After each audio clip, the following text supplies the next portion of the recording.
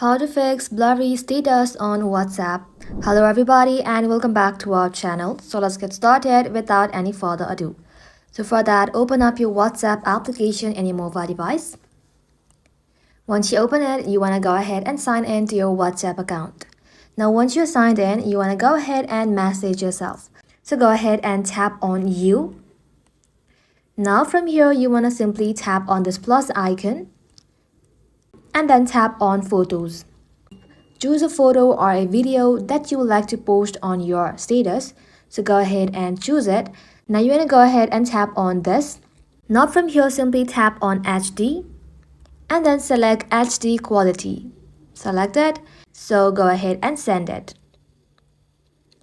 And as you can see, an HD quality photo has been sent to you by yourself. So go ahead and tap on the share icon and then simply tap on my status.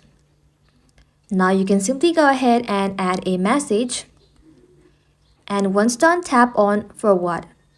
And just like that, you have successfully posted your status. And as you can see, the photo is not blurry at all. Well, that is how to fix blurry status on WhatsApp. That ends the video, guys. Thank you all for watching the video till the very end, and stay tuned until our next upload.